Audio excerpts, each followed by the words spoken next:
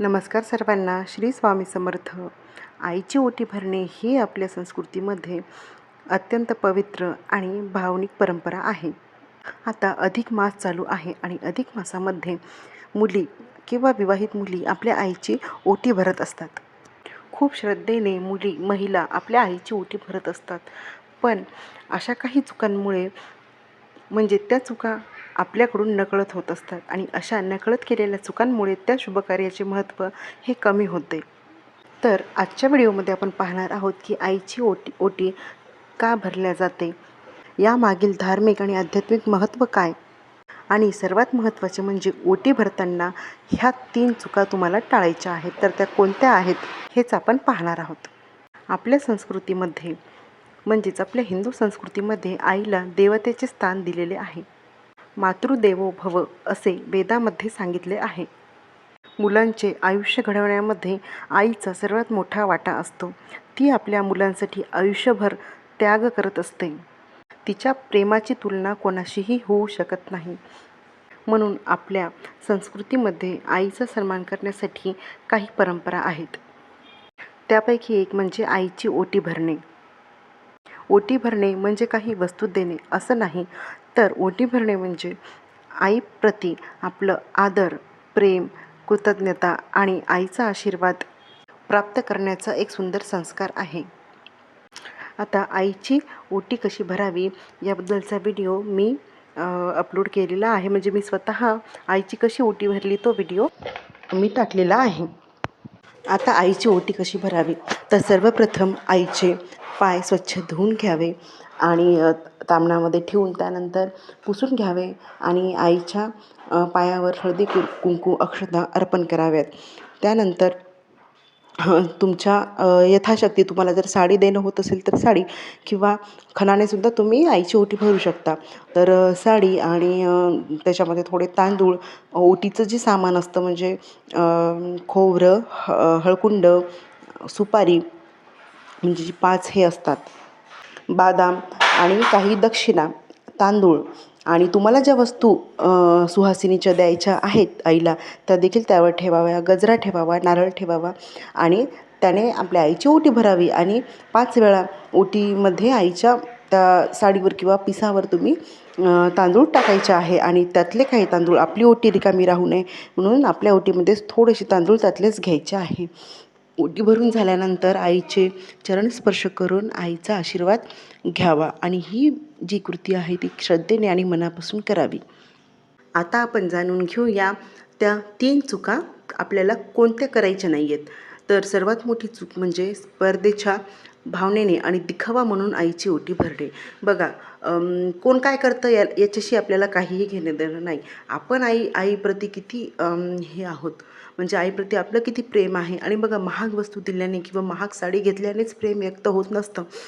तर कोण किती महाग साडी घेते, कोण किती महाग वस्तू घेतात हे आपल्याला पाहायचं नाही आहे. आणि त्या भावनेने आपण म्हणजे स्पर्धात्मक किंवा त्यांच्याशी तुलना करून आपल्याला आईची ओटी भरायची नाही आहे.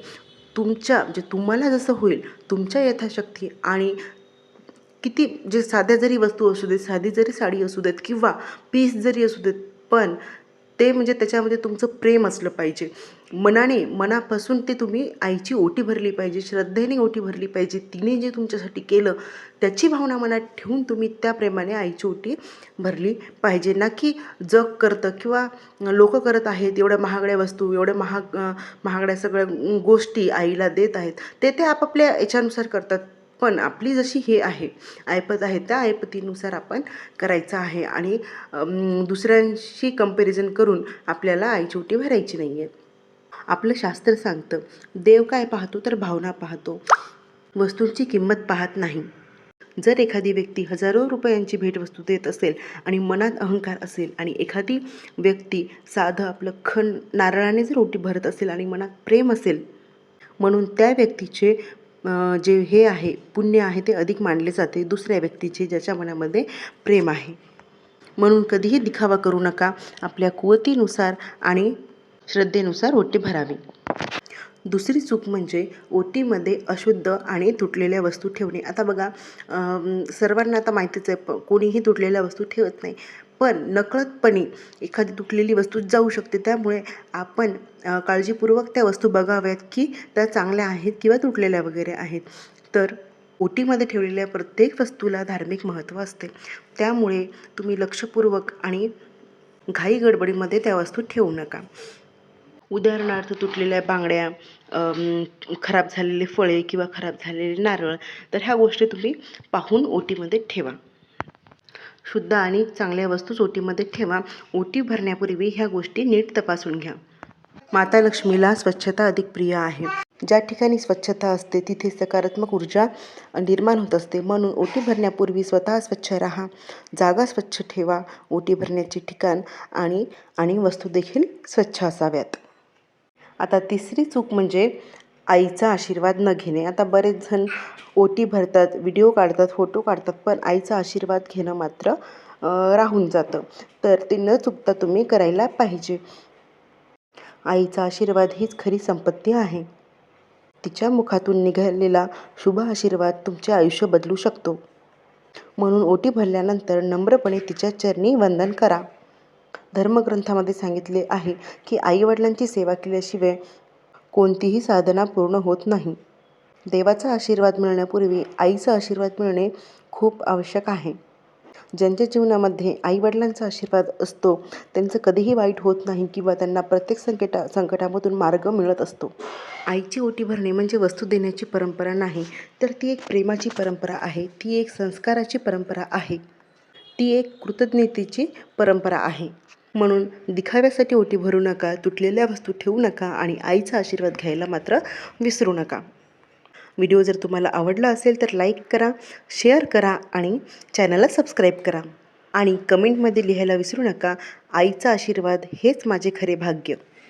पुन्हा भेटू एका नवीन प्रेरणादायी आणि आध्यात्मिक व्हिडिओमध्ये. श्री स्वामी समर्थ.